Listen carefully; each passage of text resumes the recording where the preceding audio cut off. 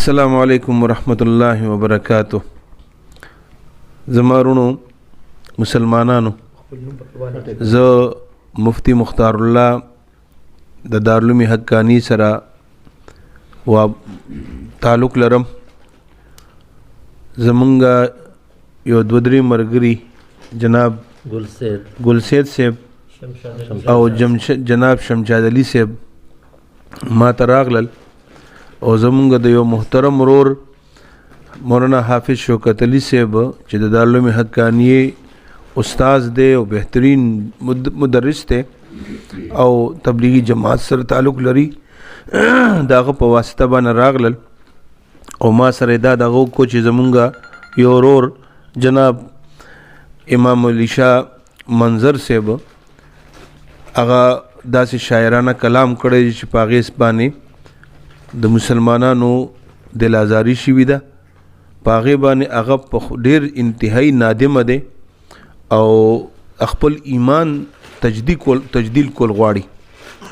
نو دوی بیا لاړل او ما سره تقریبا اوس داسې د پاسه 8 بجې دي د ماسوتن، په دې کې امام علی شاه صاحب او د نور ټول مرګري ګلسید صاحب، شاهجهان صاحب، شمشاد صاحب او نور مرګري دلته کې هغوی راغلل او امام علی شاه صاحب منظر خپل د ایمان تجدید مو کو، کلمه شهادت مو ویله، زبانی طور باندې د خپل ندامت اظهار کو، ټولو اهل اسلام نه معافي وغوسته او تحریری طور باندې هم د خپل معافی اظهار وکړلو، د خپل د ایمان د تجدید اظهار وکړو.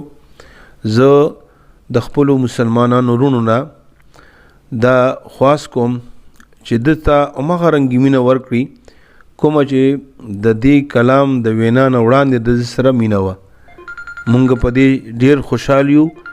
الله تعالی دې زمونږ د ایمانونو حفاظت وکړي او دا عرض کوم چې د رسول الله صلی الله علیه وسلم ارشاد دی چې التائب من الذنب کمن لا ذنب له.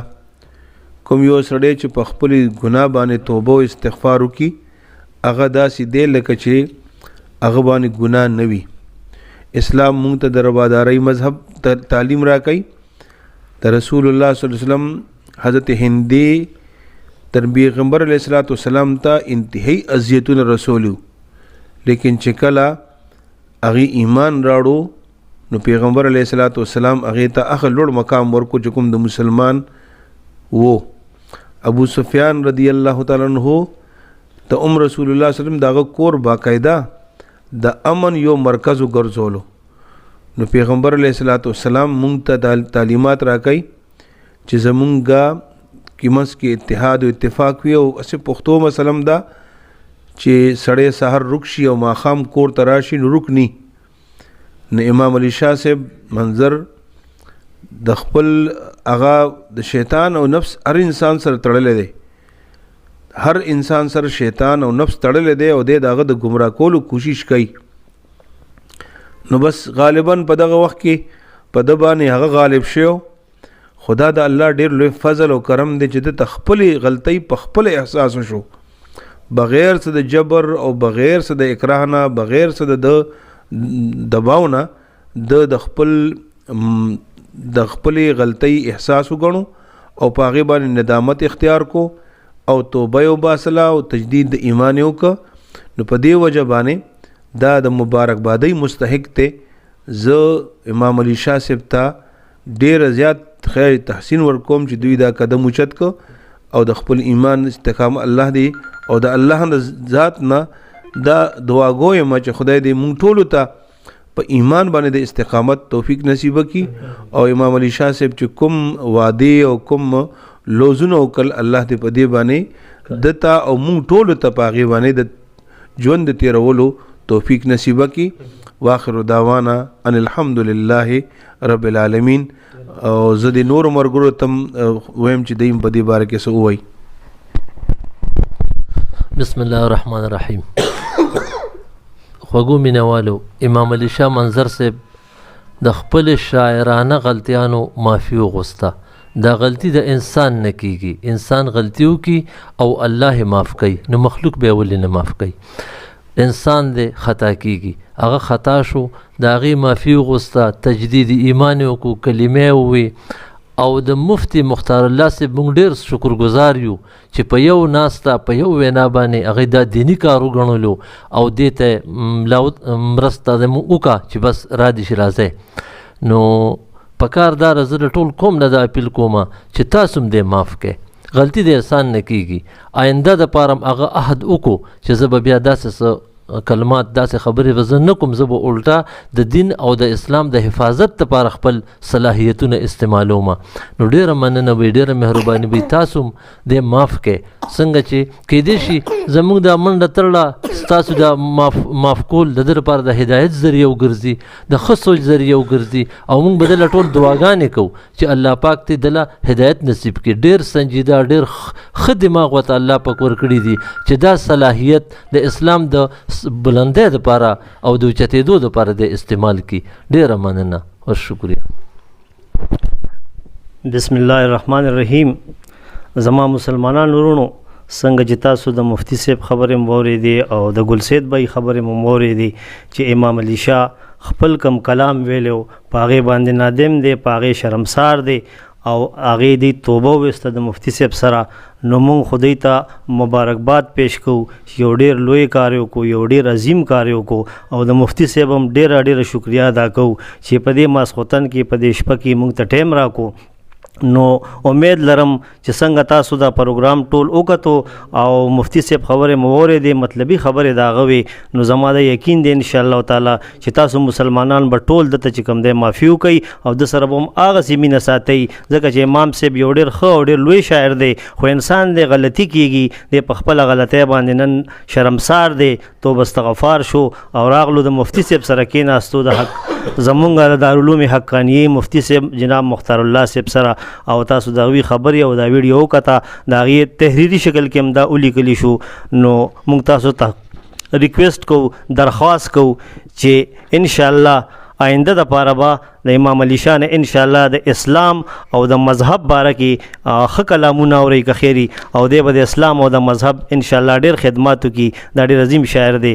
ډېره مننه، ډېره شکریه، او الله پاک دې دوی ته په دې دغه باندې استقامت نصیب کړي، او الله پاک دې مفتی مختار الله صاحب ته ډېر عمر ورکړي، نور دې دوی په درجات بلند کړي، او د دې راغلي ملګرو د ټولو ډېره مننه. والسلام. السلام علیکم ګرانو مینوالو. زه د مفتی مختار الله حقانی صاحب، د حاجی ګل سید صاحب، د شمشاد صاحب، د نورو ملګرو ټول چې څومره ما سره راغلي دي په دې شپه کې ځان یې کړولی دی، او صرف دې دپاره چې دا شر، شدت، دا فساد دا جوړ نه شي. او بالکل الحمدلله سکون راته ملاو شو، یو تسکین راته ملاو شو، او یو داسې ځای کې ناست یم او داسې خلکو کې ناست یم چې ډېر پاک او ډېر معتبر خلک دي. او زه دا اپیل کوم د خپلو وروڼو ته، د خپلو مسلمانانو ته چې بس ما خپلې خبرې واپس واخیستې، ما تاسو په مخ کې اقرار هم وکړو او ما توبه مو ویسته، ما کلمه مو وی، الحمدلله. بس زه دا اپیل کوم او ټولو ملګرو ته که هغه دلته دي که بار دي چې هغه دې په خپل دغه باندې سوچ وکړي او زما ما ته د ورورولۍ راس راکړي او ما سره د همغه مینه وساتي، همغه محبت، همغه رشته.